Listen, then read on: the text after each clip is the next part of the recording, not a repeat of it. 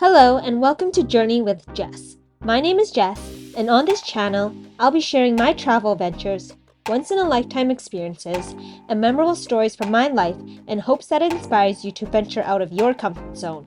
Today, I'll be sharing my 5-day journey to one of the 7 new wonders of the world, Machu Picchu. Before we get there, let's go back to the beginning. Our journey started in Toronto with a layover in Bogota, Colombia, before landing in Lima, Peru, and immediately taking a domestic flight to Cusco. After exploring Cusco for a week, adjusting to the altitude and battling food poisoning, we woke up bright and early to be picked up at 3 a.m. to embark on the Salkantay trek. If you haven't heard of the Salkantay trek, it's a popular trail to Machu Picchu covering diverse landscapes from snowy top mountains to rainforests. In fact, it is believed that religious Inca leaders were the ones who took the Salkantay trek as it brought them closer to their god. Salkantay trek is hands down one of my favorite experiences to date.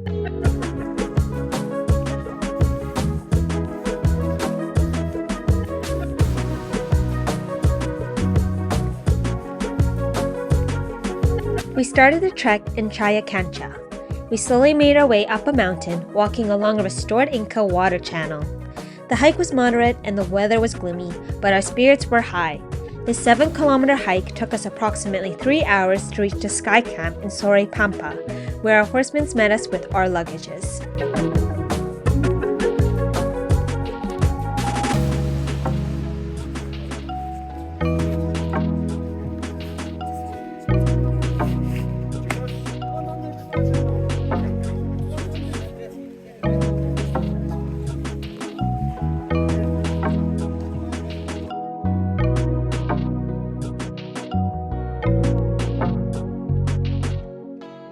We were assigned a sky dome and given some time to settle in. Each accommodation had 2 single beds. A tarp was placed over the dome to keep the space cool during the day. We were provided a fleece blanket and pillows from the tour company. Luis and I rented sleeping bags in Cusco, which we were very grateful to have, sleeping in the sky dome overnight.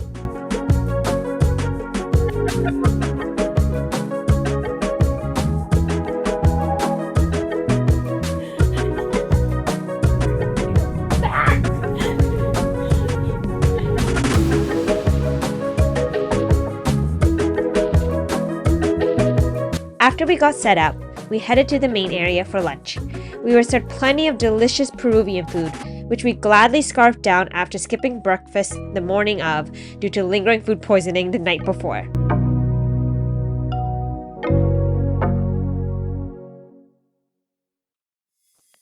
The food from lunch was just the energy we needed as we embarked uphill to visit Humantay Lake. We were surprisingly taken back at how steep and challenging we found the climb to be. Though we had been in Cusco for a week already, we still found ourselves struggling with the altitude. It's seriously no joke. Once we reached the top, we were greeted by a turquoise alpine lake. It was still quite cloudy, so it took some time for the clouds to clear for us to actually see the gorgeous snowy mountain backdrop.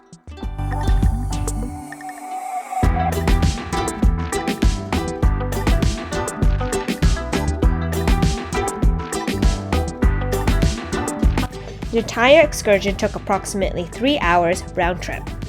We were glad to enjoy another hearty dinner before calling it quits for the day. Here I am pointing to our journey the following day where we would be passing Salkantay Pass. After dinner, we packed our things to get ready for the longest and arguably the most challenging day of the trek. Though I didn't manage to capture it on video, I highly recommend stepping out of your bunkers when it's dark to stargaze. We wore all our layers and tucked ourselves into our sleeping bags, concluding the end of day 1. Hi. Hi, Cocoon Boy.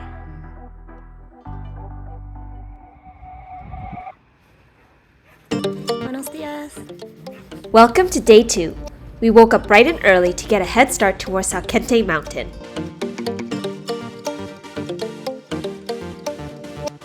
Oh wow! Look at that. There's something about waking up in a completely different place in the world and having all your senses experiencing new views, smells, and sound that just makes you feel so appreciative of being alive. Hi, Skitty.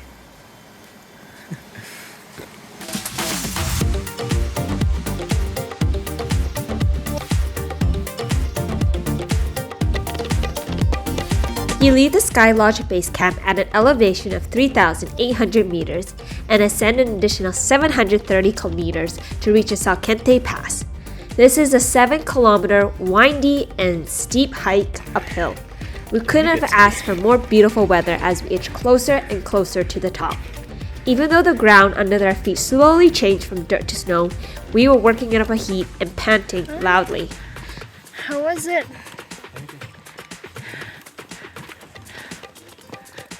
How much further all the way up there? Let's see. During this part of the trek, I remember telling myself to just put one foot forward at a time, and slowly but surely, I would make it to the top.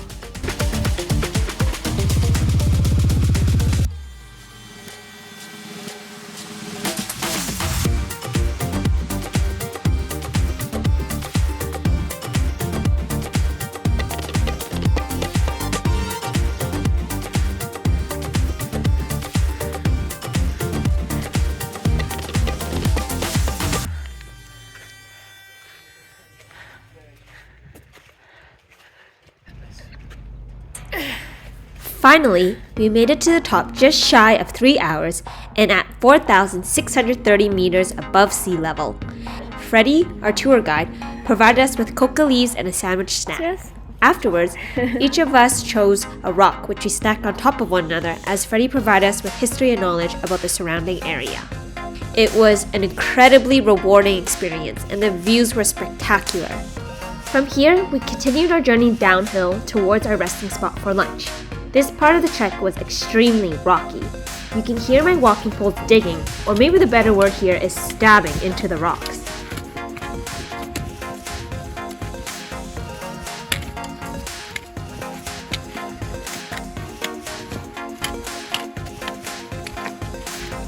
It didn't take long before we were surrounded by lush greenery on either sides of us. For lunch, many of us shed layers as we would continue on our trek into the Amazon rainforest. Being exposed to such a range of climates in such a short period of time was nothing short of magical. On the trail, we encountered a wild black boar. I think he may have been injured as one of his legs hung limp as he spun in a circle.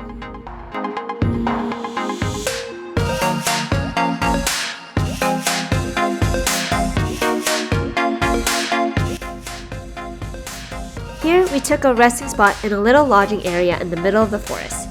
While many of us had no choice but to go in nature when nature called, there were washing stops throughout the trail which cost 1 Peruvian solid.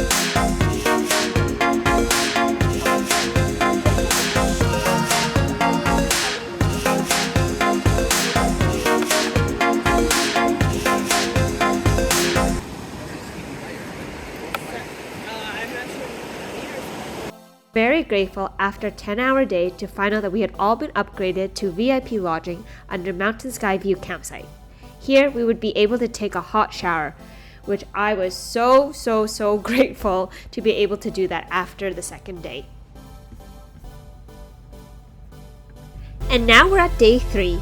After a restful night, the new day greeted us again with gorgeous weather. The trail today was full of interesting scenery from waterfalls to rivers. While the trek itself wasn't too challenging, there were a lot of narrow paths along the cliffs. Our first resting stop of the day, we arrived at Loreta La Playa. Some people played soccer, or as the rest of the world calls it, football. I preferred focusing my attention on the cats that greeted us in the area. We were also given passionfruit, and it was by far the juiciest and most delicious passionfruit I've ever had. Here's that same cat eating our scraps. Who knew cats liked passionfruit? We continued to pass a bunch of cacao trees. Here's Freddie explaining that to us before we headed to the coffee plantation to learn how coffee is made. This is a single cacao fruit, still intact. The outer layer or pod is peeled back to reveal the cacao bean. These beans are then roasted over fire. Don't let it burn.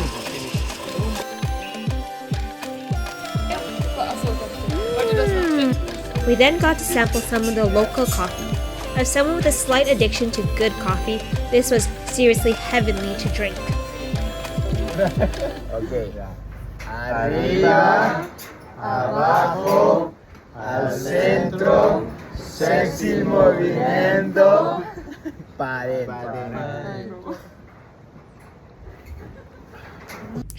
From the coffee plantation, we hopped into a van and arrived to our lodging area. This is where we enjoyed lunch, dinner, and breakfast the next morning, as well as our resting place for the night. We slept in jungle domes, but I forgot to take videos of them.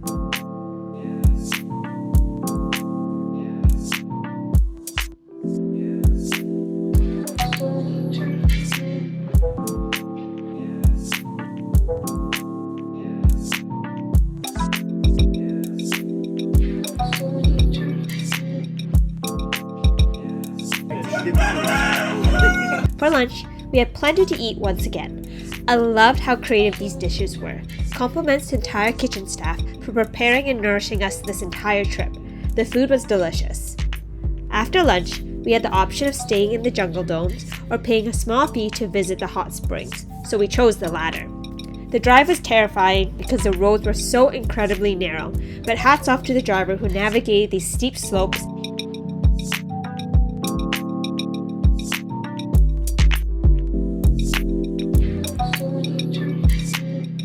The hot spring wasn't too hot, but was definitely worth a visit after a long day of trekking.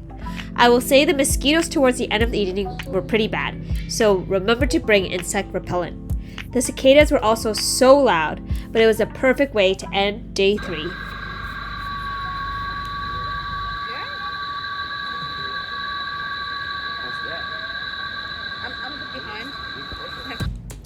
On day 4, we kicked off the morning hiking partially along the popular Inca Trail.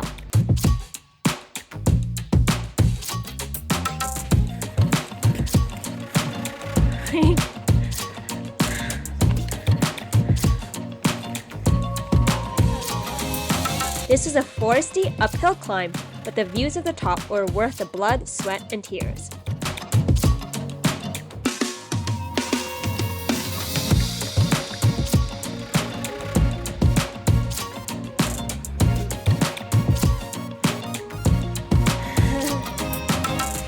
It was another hot and humid day, but the shades from the trees were shading and helping us keep cool.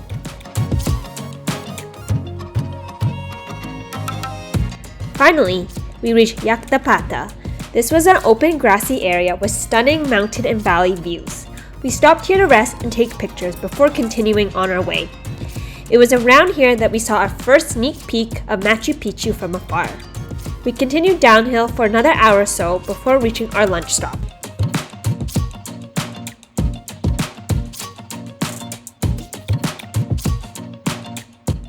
After lunch, we continued downhill until we reached the Machu Picchu Historical Sanctuary. Where? We had the option of walking along the tracks towards Aguas Calientes or to take a train. Though our bodies and feet were aching, we persevered and chose the walking route, which I highly recommend. The route is mostly flat, so it was a nice and easy post-lunch walk.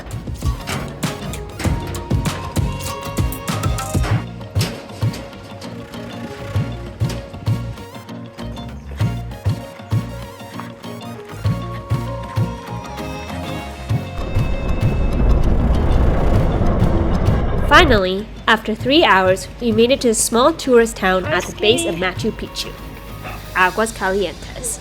You happy we're here?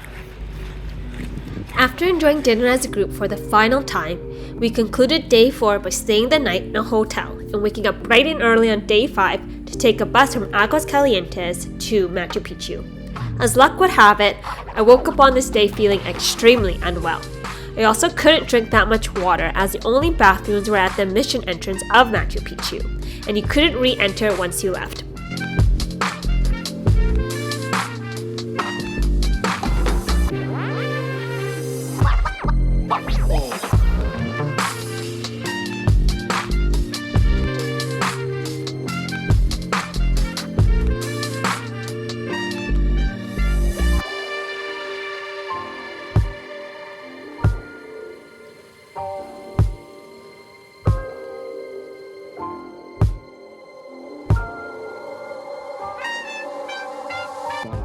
that green platforms, which is flat. Right here on the right side is able to see right there. This was the urban sector, and this one of the left side, according of the evidence we found, could be like a religion sectors. Why? Because right here is able to see temple. Could you see that temple, or let's say that construction, which is like a kind of circle? After walking around Machu Picchu, learning about the facts and history about the site, we were left to our own devices. Me and Luis were supposed to hike Huayna Picchu that day, but because of how sick I got, we made the decision to skip the additional excursion and bus down back to Aguas Calientes to rest and get some food.